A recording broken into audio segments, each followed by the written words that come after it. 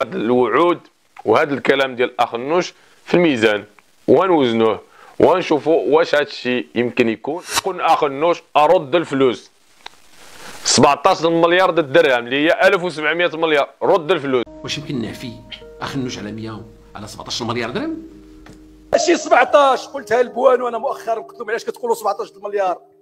لان المغاربه ما كيعرفوش بالدرهم، كتقولوا 17 مليار درهم 1700 مليار. كيرجع دوك الاموال اللي تربحها بطريقه غير اخلاقيه في مجال المحروقات 1700 مليار سنتيم، 17 مليار ديال الدرهم على 17 مليار درهم وجوج مغرقه المغرب بالكفاف. تربح غير مشروع. يخلص 17 مليار درهم وسمحوا لي في جود، لان هذيك 17 مليار درهم من 17 مليار درهم غنفرقوها على هذوك ياخذ منهم اللي كيعطيو الكفاف. وراه سرق 1700 مليار في عامين. الواقع اللي كيشوفوا المواطن، اما في التلفازه راه كنشوفوا المغرب مضخم، في التلفازه كنشوفوا المغرب احسن البلدان. السلام عليكم وتحيه طيبه للجميع، كنحيي كل الاخوان والمتابعين معنا. اليوم شدنا الوعود التي اطلقها الامين العام ديال الحزب التجمع الوطني الاحرار عزيز اخ النوش، اللي كيشتغل على رئاسه واحد العدد ديال الوزارات في وزاره واحده حاليا، واللي هو مستوزر يعني لمده ما يزيد عن 12 سنه، يعني 3 ديال الحكومات. واخ النوش لا زال وزيرا يشرف على قطاع مهم جدا اللي هو القطاع ديال الفلاحه والصيد البحري، المياه والغابات. عزيز اخ النوش اطلق مجموعه من الوعود 92 نشرتها كثير من المنابر الاعلاميه وتفاعلت معها في اطار الترويج للخطاب ديالو السياسي، خصوصا اننا على ابواب الانتخابات.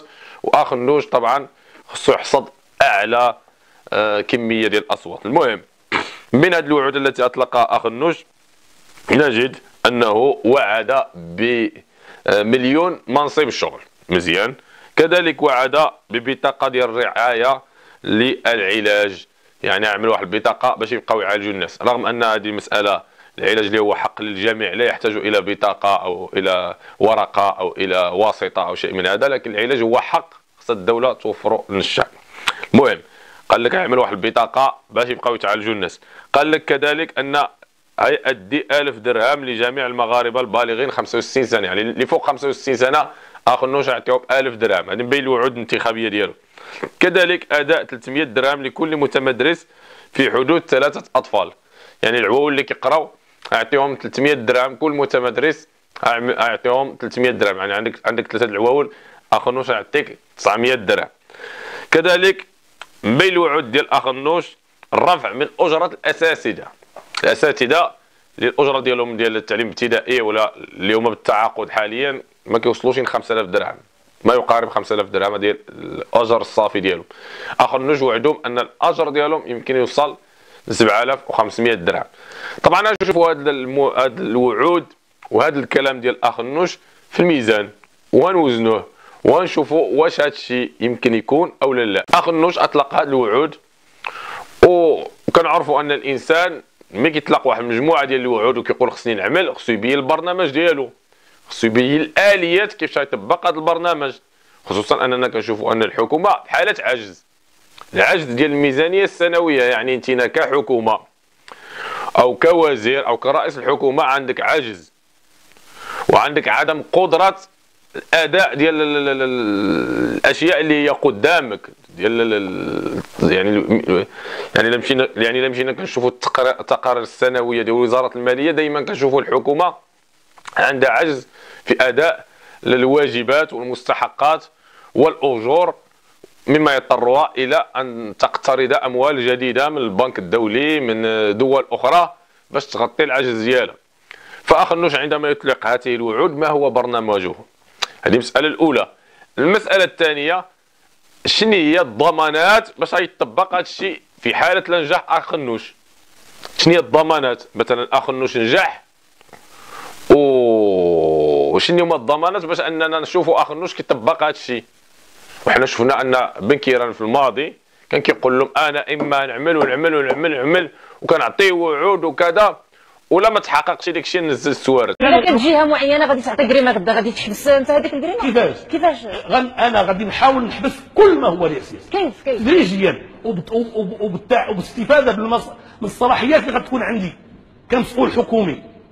غادي نحاول بطبيعه الحال غنحاول، ولا ما قدرتش نغير حتى شي حاجه في هذا الشيء غادي نحط السوارت ونمشي بحال هكا. هذه وعود السي هذه وعود السي كيفاش؟ طبعا وعود، طبعا برنامج موضوعي. جيت لهنايا اسمح لي جيت لهنايا باش ما نوعد حتى حاجه، طبعا وعود وكنلتزم بها وغنعمل جهدي فيها. ما نزل لا هو السوارت، لا حزب نزل السوارت ولا شيء تحقق، مجرد كلام ووعود خاويه.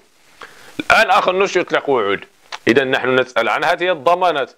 ثانيا هذه الوعود التي اطلقها اخ النوش هو لم يتحدث عن الفتره ولا التاريخ. يمكن غدا ولا بعده ينجح في الحكومه ويجي يقول لنا كمغاربه هذه الوعود هذه 2090، هذه الوعود هذه 2100، هذه الوعود هذه 2070، يعني في الفتره اللي ما نعيشوا لا حنايا لا اخ النوش. اقول لكم انا وعدتكم هذا الشيء يتحقق، لكن ماشي قلت لكم بعد 4 سنين ولا بعد عامين او بعد 3 سنين. هذا الشيء قلته يتحقق كمشروع مستقبلي واحد 80 سنه ولا 90 سنه. فبالتالي هرب لكم كيف ما كيعملوا الناس ديال العداله والتنميه اليوم، كيف ما كيعملوا الاحزاب اخرى، كيف ما كيعملوا السياسيين، لان الوعود كنشوفوها في التلفازه، نشوفوا ان المغرب مزدهر وان المغرب في حاله تقدم وان المغرب ينهض وان المغرب فيه وفيه وفيه وفيه، لكن على ارض الواقع المواطن البسيط كيفاش عايش؟ المواطن الذي يعيش في ازمه ويعيش في فقر ويعيش في ظروف اجتماعيه صعيبه وكيمرض كيوجد نفسه امام واقع مزري. هذا اللي الواقع اللي كيشوفوا المواطن. اما في التلفازه راه كنشوفوا المغرب مضخم، في التلفازه كنشوفوا المغرب احسن البلدان، ونبقاو دائما في اطار الكلام ديال اخ النوش والوعود ديال اخ النوش. مثلا اخ النوش جا واحد التقرير برلماني سنه 2018 كيبين ان الراجل ربح بطرق غير مشروعه ما يقارب او ما يزيد عن 1700 مليار سنتيم. 1700 مليار، فهمتيني؟ 1700 مليار. وهبي اللي هو الامين العام ديال الحزب ديال التراكتور الاصاله والمعاصره كيقول اخ النوش ارد الفلوس 17 مليار الدرهم اللي هي 1700 مليار، رد الفلوس. طبعا اخ النوش نفى هذا الشيء، كيقول لك هذا الشيء ما كاينش. بالحق اذا كان ما كاينش خصك تدعي وهبي، خصك تدعيه لانه كيكذب عليك. وهاد الناس اللي عملوا هذا التقرير في البرلمان خصك تتبعهم قضائيا، لانهم اعتمدوا على مؤشرات وعلى وثائق واعتمدوا على مجموعه ديال الاشياء. وهذا التقرير في البرلمان ماشي نشرته جريده صحفيه ولا اجتهاد ديال اعلامي او شيء من هذا القبيل. هذه مؤسسه وهذا التقرير مضبوط. ملي كتجي كتقول لنا هذا الشيء راه ما كاينش، هذه مزايدات سياسيه. ودعي هاد الناس هادو وفتح تحقيق وبري الذمه الماليه ديالك كيف ما طالبوك في 2018. بري الذمه الماليه ديالك وبين الاوراق ديالك، ماشي في الكلام لكن على ارض الواقع. فبالتالي انت سي اخ النوش انت مطالب باسترجاع الدوله واحد 17 مليار درهم اللي هي 1700 مليار سنتيم. انت مطالب باش ترجعها.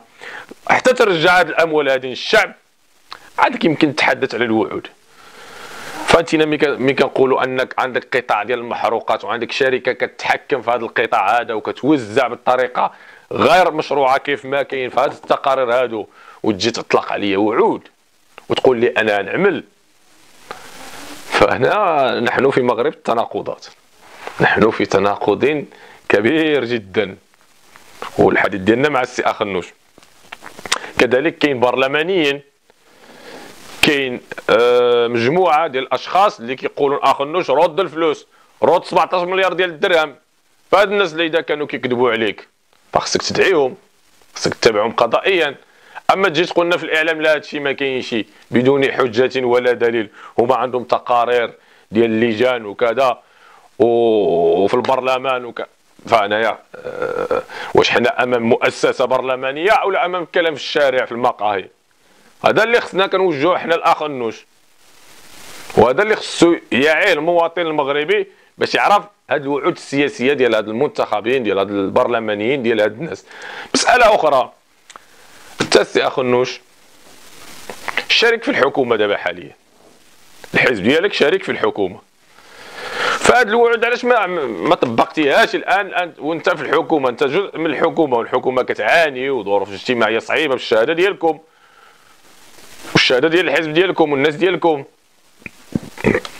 فهاد الكلام اللي كتقول، هاد الوعود، هاد الانجازات، علاش ما تطبقاتش الان وانت وزير وانت من اقدم الوزراء اللي كاينين في المغرب حاليا؟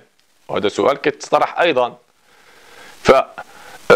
انت على راس وزاره او 3 وزارات مشروكه في وزاره واحده، ما هي الانجازات؟ والناس كيتحدثوا دابا انت مشرف على قطاع ديال الصيد البحري والاسماك، والاسعار ديال الاسماك اللي هي في الاسواق بشكل رهيب كتوصلنا للمواطنين، كتكوي المواطنين البسطاء ما بقاوش يقدروا يشريوا السمك.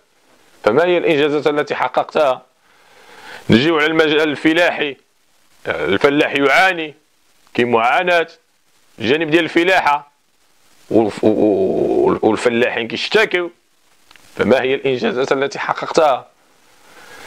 اذا مشاكل كثيره كيعانيوا هذه القطاعات اللي كتشرف عليهم انت كوزير، وتجي تقول لي انني غدا نكون رئيس الحكومه وغنعمل لكم وغنعمل لكم وغنعمل لكم. الكلام ساهل، الكلام ساهل، كل واحد يقدر يطلق الكلام، كل واحد يقدر يوهمك ويعيشك في الخيال، لكن الضمانات اين هي؟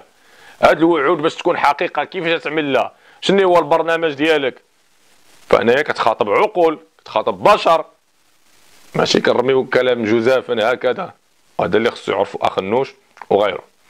هذه كانت مجرد اشاره هاد الوعود اللي تلقى اخ النوش، وتساؤلات كنسالوها كمواطنين من اجل تنوير الراي العام، من اجل ان يعرف المواطن الحقيقه، وبعيدا عن ديك الكلام اللي كيخلينا نعيشوا في الوهم ونعيشوا في الاحلام. لكننا اذا جا شي واحد وعدنا وقالنا شي كلام، خصنا نشوفوا داكشي ملموس على ارض الواقع. قلنا 1 زائد 1 كيساوي 2، ها كيفاش كنعمل، ها كيفاش كنعمل، ها كيفاش كنعمل، باش يمكن نوصلوا للنتيجه. هذا اللي خصو يكون. في الختام، مرحبا بارائكم دائما في اطار الاحترام. الاراء ديالكم تنورنا، تفيدنا. إن أعجبكم الفيديو لا تنسوا الاشتراك معنا في القناة، وإلى فيديو آخر نحييكم. السلام عليكم.